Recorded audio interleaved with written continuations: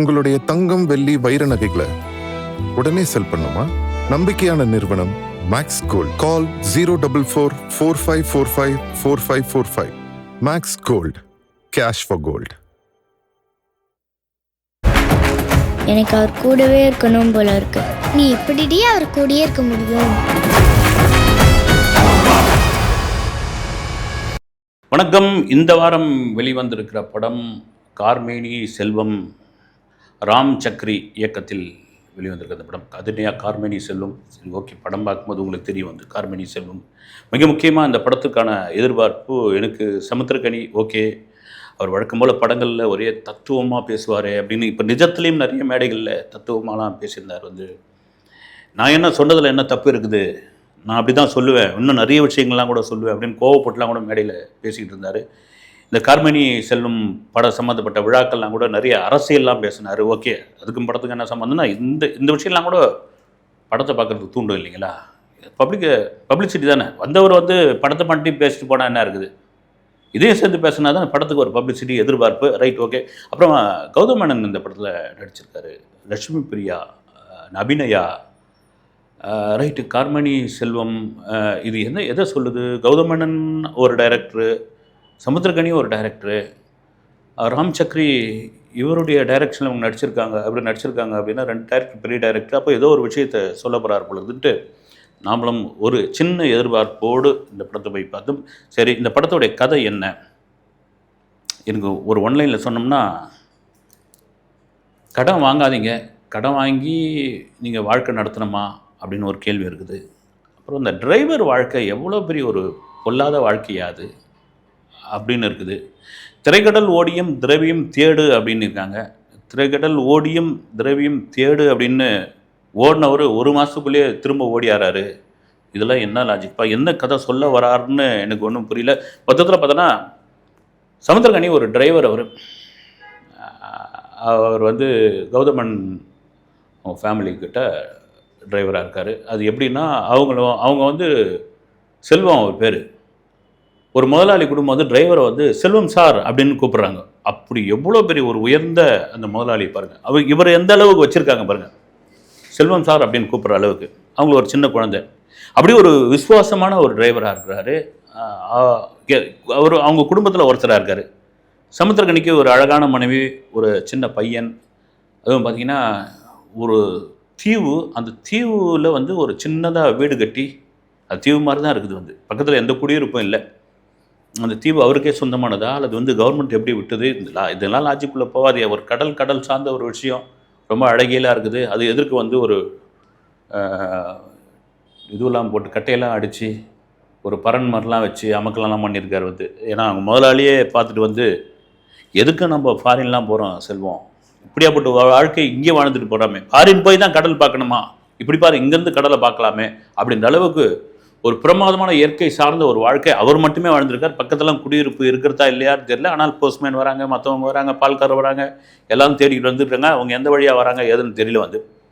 அப்படி இந்த அந்த டிரைவர் வந்து அந்த முதலாளி குடும்பத்துக்கு விசுவாசமாக இருக்கார். அந்த முதலாளி குடும்பம் என்ன பண்ணுறாங்க, ஃபாரின் போகிறாங்க. திடீர்னு ஃபாரின் போகிறாங்க.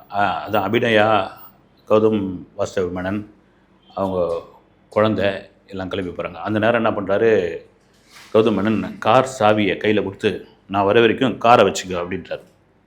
காரை வச்சுக்கணுன்னே அந்த வர வரைக்கும் அந்த 1 மாதத்துக்கான சம்பளமும் கொடுக்குறாரு முன்கூட்டியே.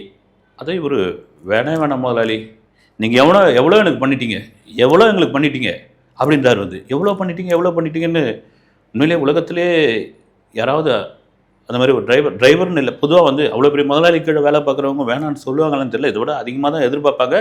அந்தளவுக்கு அது என்ன பண்ணாருன்னு தெரியல. பண்ணிட்டீங்கன்றாரு. ஆனால் சொல்லிவிட்டு அதுக்கப்புறம் வந்து ரொம்ப கஷ்டப்படுறாரு, காசுக்கு ரொம்ப கஷ்டப்படுறாரு. அப்போ அந்த காசை வாங்கியிருக்கலாமே, அவர் ஒன்றும் சும்மா இடமா கொடுக்கலையே, காரை கொடுத்துட்டாரு. அவரோட சென்டிமெண்ட்டான காரில் முதலாளியோட ஒரு காஸ்ட்லியான காரு. அதை என்ன பண்ணுறாரு, ட்ராவல்ஸுக்கு ஓட்டுறாரு. போர்டை மாற்றி, மனசாட்சி கேட்கல, வேறு வழி இல்லை, பிழைச்சாகணும் அப்படின்றதுக்காக ட்ராவல்ஸுக்கு ஓட்டுறாரு. ஓட்டுன்னு ஓட்டுறாரு அவர். எனக்கு தெரிஞ்சு பார்த்தீங்கன்னா ஒரு மனைவி, ஒரு குழந்தை மட்டும்தான் இருக்குது. அப்படி என்ன பெரிய கஷ்டம்னு தெரியல அவருக்கு வந்து. அப்படி என்ன பொருளாதார சிரமம் அவர் அனுபவிக்கிறாருன்னு தெரியல. எப்போ பார்த்தாலும் காசை பற்றியே திங்க் பண்ணிக்கிட்டு இருக்காரு.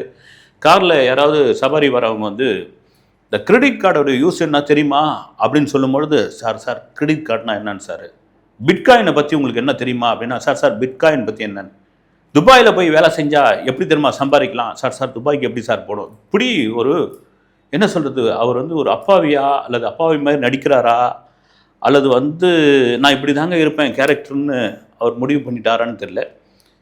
படம் வந்து எந்த விதத்துலேயும் வந்து அழுத்தமே இல்லைங்க. வந்து படம் பார்க்கும்போது உண்மையாக சொல்கிறேன். வந்து இவர் வந்து சமுத்திரக்கனி வந்து அவருடைய பாடி லாங்குவேஜ், அவர் நடிக்கிறது எல்லாமே ஒரு வித்தியாசமாக இருக்குது. எனக்கு நான் ஒரு ஆடியன்ஸை பார்க்கும்போது அது வந்து ஒரு ஒரு ஒரு இடத்துல கொஞ்சம் செயற்கையாகவும் இருக்குது. ஏன்பா சமுத்திரக்கனி பேசினா ஒரே தத்துவமாக பேசுகிறாரு, ஒரே அரசியல் பேசுகிறாரு, ஒரே வாரி வழங்குறாரு அட்வைஸை அப்படின்லாம் சொல்கிறீங்க. இப்படி நடித்தா இப்படியும் சொல்கிறீங்க. அவர் எப்படி தான்மா நடிக்கிறது, ஆனால் தான் ஆந்திராவில் போய் அவர் நடிச்சிட்டு இருக்காரு, இந்த பக்கமே அதுக்கு வரதே கிடையாது அவர் அப்படின்னு நீங்கள் என்ன கேள்வி கேட்கலாம். நீங்கள் படம் பார்த்த பிறகு தெரியும்.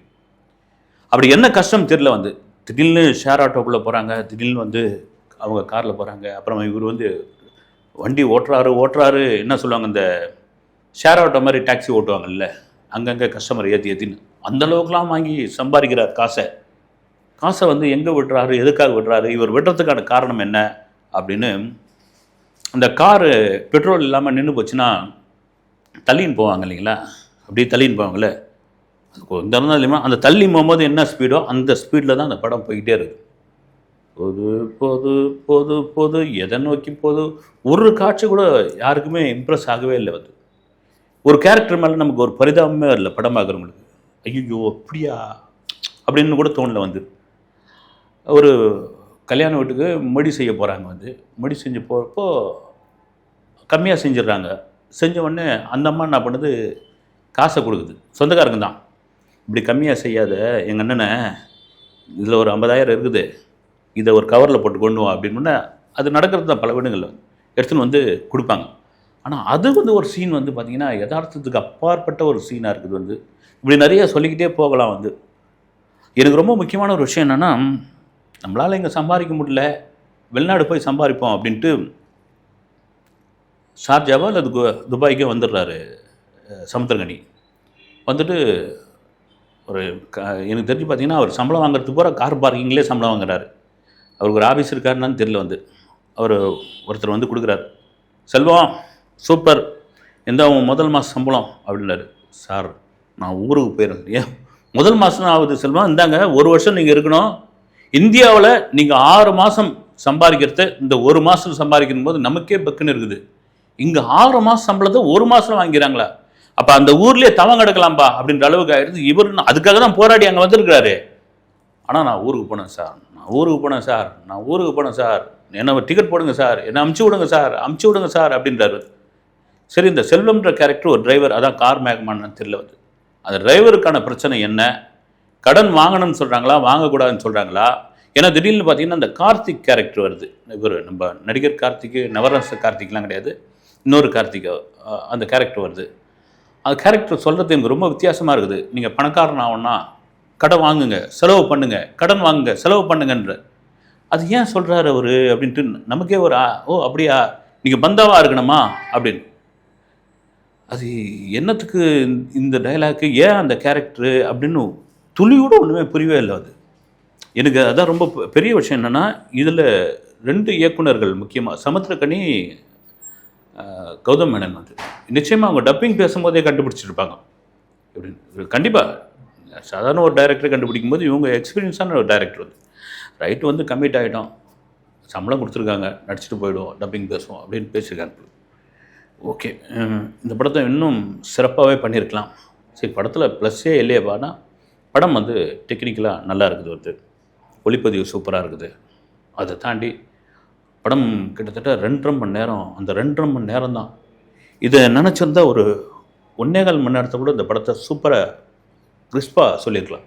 இதுக்கு எதுக்கு 2.5 மணி நேரம் அப்படி இழுத்துருக்காங்கன்ட்டு வந்து இன்னும் எனக்கு புரியாத புதிராகவே இருக்குது. எனக்கு மட்டும்தானா அல்லது யாராவது படம் பார்த்த உங்களுக்காமா அப்படின்ட்டு வந்து நீங்கள் கமெண்ட்ஸில் சொல்லுங்கள். ஓகே, அடுத்த வீடியோவில் சந்திக்கிறேன். நன்றி.